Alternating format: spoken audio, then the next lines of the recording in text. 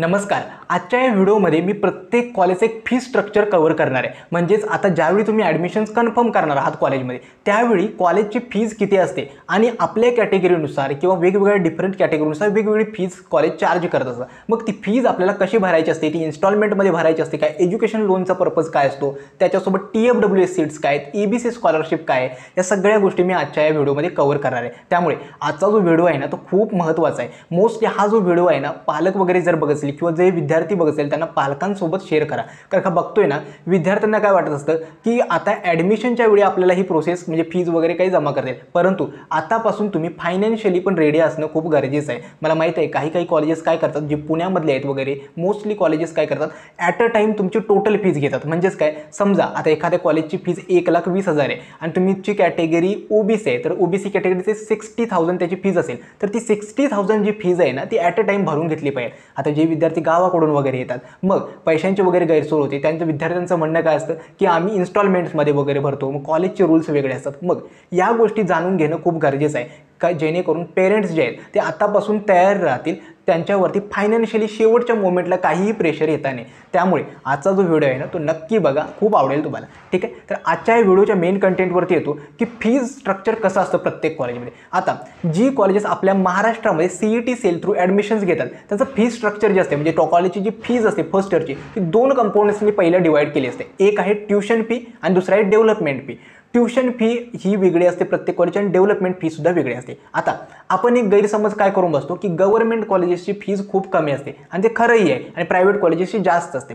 जर तुम्ही विचार करा जे कॉलेजेस गव्हर्नमेंट कॉलेजेस आहेत, COEP असतील, कराड असेल, त्यानंतर गव्हर्नमेंट औरंगाबाद असेल, गव्हर्नमेंट त्यानंतर अमरावती असेल, ही जी कॉलेजेस आहेत ठीक आहे, तर या कॉलेजेसमध्ये जी ट्युशन फी आहे ती ट्युशन फी खूप कमी असते गव्हर्नमेंट कॉलेजेसमध्ये आणि डेव्हलपमेंट फी जास्त असते. याचाच अर्थ काय, जी स्कॉलरशिप आता तुम्हाला मिळते EBC वगैरे काही स्पेसिफिक कॅटेगरीच्या विद्यार्थ्यांना, ती स्कॉलरशिप ट्युशन फी तुम्हाला पण 50% माफ होते, परंतु डेव्हलपमेंट फी आहे तेवढीच राहते. याचाच अर्थ काय, जी गव्हर्नमेंट कॉलेजेस आहेत त्यांच्यामध्ये ट्युशन फी खूप कमी असते आणि डेव्हलपमेंट फी जास्त असते. याच्या उलट जी प्रोसेस असते ती असणार आहे तुमची असणार आहे प्रायव्हेट कॉलेजेसमध्ये. प्रायव्हेट कॉलेजेसमध्ये काय असतं तर ट्युशन फी खूपच जास्त असते आणि डेव्हलपमेंट फी खूप कमी असते. उदाहरण देखील सांगायचं झालं, आता समजा आपलं PICT जे कॉलेज आहे ज्याच्यामध्ये मी शिकतोय, PICT कॉलेजची टोटल फीज 98,000 आहे. ठीक आहे, तर 98,000 तुम्हाला ओपन कॅटेगरीचे स्टुडंट असाल तर भरावी लागते. COEPची टोटल फीज 1,35,000 आहे. ठीक आहे, जर तुम्ही OBC कॅन्डिडेट असाल किंवा EBC स्कॉलरशिप किंवा ओपनमध्ये जरी उत्पन्न 8 लाखापेक्षा कमी असेल तर PICT कॉलेजमध्ये तुम्हाला फीज किती भरावी लागते, अराउंड 55,000 रुपये फीज भरावी लागते. आणि तेच जर तुम्ही COEPमध्ये जाल, OBC कॅन्डिडेट असाल किंवा EBC किंवा ओपन कॅटेगरीचे स्टुडंट असून जे तुम्ही EWS किंवा TFWSचा फायदा घेत असाल तर तुम्हाला 1,20,000 रुपये फी भरावी लागेल. म्हणजे विचार करा, PICTमध्ये तेच कॅटेगरीची फीज असणार आहे 55,000 आणि तीच कॅटेगरी COEPला जाऊन जी होणार आहे ती असणार आहे 1,20,000. PICT तर प्रायव्हेट पण आहे आणि COEP गव्हर्नमेंट आहे. मग प्रायव्हेटची फीज कमी का, गव्हर्नमेंटची फीज जास्त का? याचं कारण हेच आहे की गव्हर्नमेंट कॉलेजमध्ये ट्युशन फी खूप कमी असते, डेव्हलपमेंट फी जास्त असते. प्रायव्हेटमध्ये ट्युशन फी जास्त असते, प्रायव्हेट फी म्हणजे डेव्हलपमेंट फी कमी असते आणि आपल्याला ज्या स्कॉलरशिप मिळतात, सवलती मिळतात त्या सगळ्या मिळतात ट्युशन फीवरती. ठीक आहे, हा एक डाऊट क्लिअर झाला. आता एका कॉलेजमध्ये आता मी सांगितलं की ट्युशन फी वेगळी असते, डेव्हलपमेंट फी ह्या दोन कंपोनंट्सनी बनलेली असते. आता एका कॉलेजमध्ये समजा जर तुम्हाला चांगलं कॉलेज मिळते तर चांगल्या कॉलेजमध्ये तुम्हाला काय करायचं आहे, कॉलेज चांगलं मिळतंय तर फीचा वगैरे विचार करू नका, ते खूप गरजेचं आहे. आता एक तर तुमच्याकडे भरपूर ऑप्शन्स अवेलेबल आहेत. एक म्हणजे TFWSला तुम्हाला अप्लाय करता येतं, दुसरं आहे ती म्हणजे काय, वेगवेगळे स्कॉलरशिप आहेत, MHA-DBTच्या आहेत, त्याच्यानंतर अजून स्कॉलरशिप असतात, प्रायव्हेट फाउंडेशन्स वगैरे प्रोव्हाइड करतात. मग ज्या विद्यार्थ्यांना फीचा इश्यू खरंच आहे त्या विद्यार्थ्यांनी TFWSला अप्लाय करू शकता.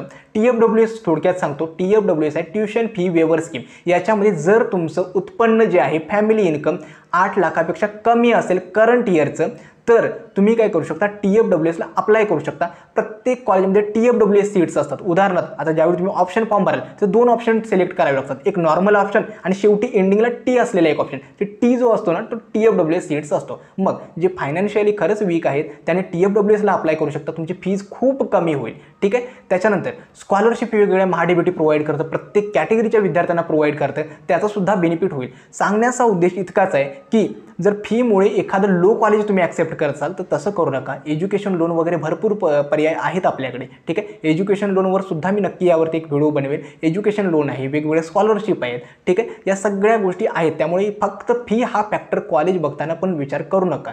ठीक आहे. दुसरं, आता सगळ्यात इम्पॉर्टंट काय, मी एका कॉलेजचं फी स्ट्रक्चर तुम्हाला एक्सप्लेन करतो की कॅटेगरी वाईज फी कशा व्हॅरी करतात. प्रत्येक कॉलेजचं फी स्ट्रक्चर वेगवेगळं आहे. प्रत्येक कॉलेजची फीसुद्धा वेगळी आहे. आता फीस तुम्हाला कुठे बघायला मिळेल, इतकंच करा, ज्या कॉलेजची तुम्हाला फी बघायची आहे त्याचं वेबसाईटवरती गुगलवरती नाव टाका. फी स्ट्रक्चर बघताना ज्या वेगवेगळ्या कोणत्याही फालतू साईट्स आहेत, उदाहरणच सांगतो, वेगवेगळ्या साईट्स असतात, गुगलला टाकलत ना तर कोणत्याही कॉलेजच्या रिव्ह्यूजच्या साईट्स वगैरे असतात, त्यांच्यावरती बघू नका. डेटा अपडेटेड नाही आहे, उगाच तुमची दिशाभूल करण्याचं काम करतात. या साईट्सवरती विश्वास ठेवू नका. कॉलेजची जी ऑफिशियल साईट असते तिथं व्हिजिट करा. तिथं असतं ॲडमिशन्स नावाचं सेक्शन असतो. ॲडमिशन्समध्ये fee structure for first year BTech म्हणून असेल किंवा BE म्हणून असेल, तिथं क्लिक करून तिथं ऑफिशियली चेक करा. हे खूप गरजेचं आहे. ज्या कॉलेजची फी चेक करायचं आहे त्यांच्या वेबसाईटवरती जा आणि तिथून चेक करा. उगाच तुम्ही आणि पालकांना दुविधामध्ये टाकू नका की या कॉलेजची फी 2 लाख रुपये गुगलच्या या वेबसाईटवरती दिलेलं आहे वगैरे वगैरे वगैरे.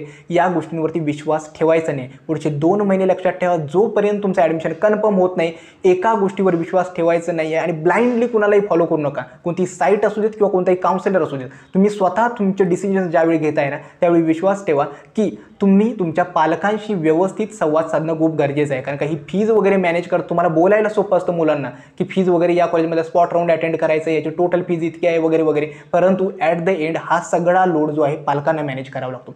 तुम्ही विचार करा, कित्येक गेले 2-3 वर्षांपासून मी एक्सपिरियन्सेस बघतोय विद्यार्थ्यांचा जो खर्च आहे. आता पुण्या मुंबईमध्ये ज्यावेळी गावाकडून येऊन विद्यार्थी शिकतात त्यांना विचार करा की एवढी फीज असते, हॉस्टेल फीज आहे, खाणे. तुम्ही एक रियालिटी सांगतो, तुमची कॉलेजची जेवढी फी असणार आहे ना तुम्हाला त्याच्यापेक्षा जास्त फीज हॉस्टेल्स आणि तुमच्या मेसवरती खर्च होणार आहे.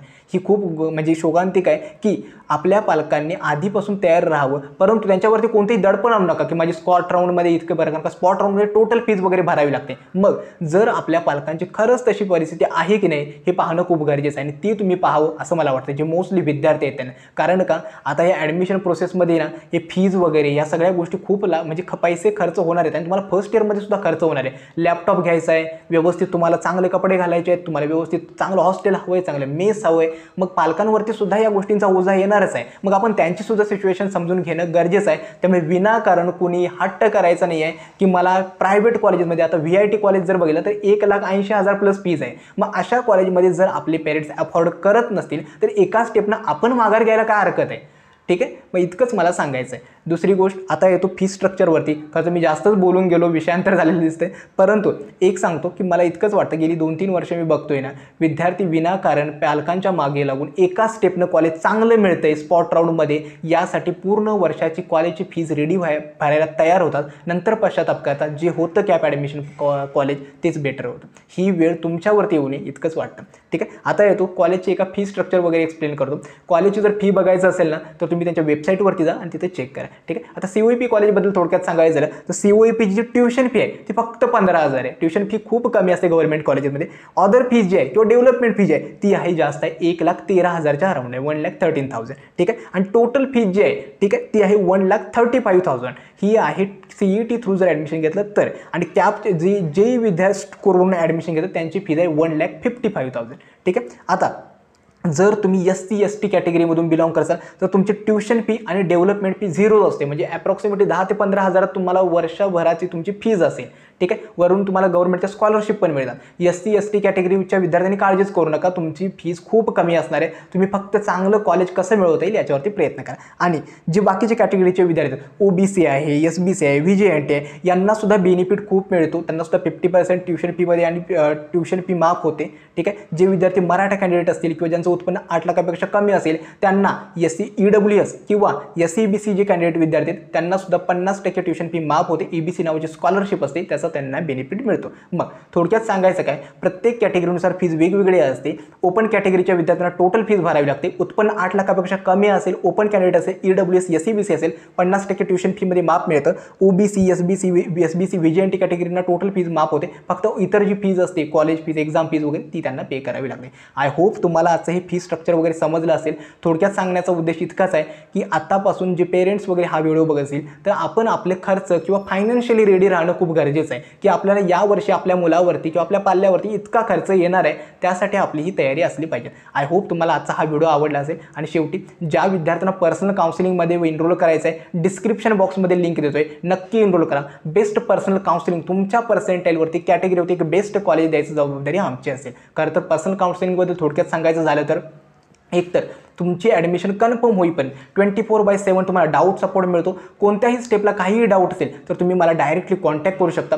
दुसरं असणारे तुमचं पर्सेंटाईल, कॅटेगरी, कॉलेज कुठे हवं आहे त्यानुसार एक बेस्ट कॉलेजची लिस्ट जी आहे ना ती आम्ही तुम्हाला बनवून देतो. आणि थर्ड असणार आहे तुमची जसे आता CETचे सेशन स्टार्ट होईल त्यानुसार आम्ही झूम मीटिंग अरेंज करतो आणि सगळ्या विद्यार्थ्यांना गाईड करतो की यावेळी फॉर्म वगैरे कसा भरायचा आहे, मिस्टेक्स वगैरे कुठे करायचे आहेत वगैरे वगैरे. आणि शेवटी तुम्हाला स्पॉट आणि इन्स्टिट्यूट लेवलला सुद्धा ॲडमिशन्समध्ये सुद्धा गाईड केले जातात. आय होप तुम्हाला ही पर्सनल काउन्सिलिंगची प्रोसेस आहे ती समजली असेल. कोणत्याही स्टेपला काही डाऊट असेल डिस्क्रिप्शनमध्ये माझा कॉन्टॅक्ट नंबर दिलेला आहे, त्याच्यासोबत तुम्हाला जर एनरोल करायचं असेल तर लिंकसुद्धा दिलेली आहे, नक्की एनरोल करा. आय होप आजचा हा व्हिडिओ आवडला असेल. आजचा हा व्हिडिओ मी येथेच थांबवतो. धन्यवाद.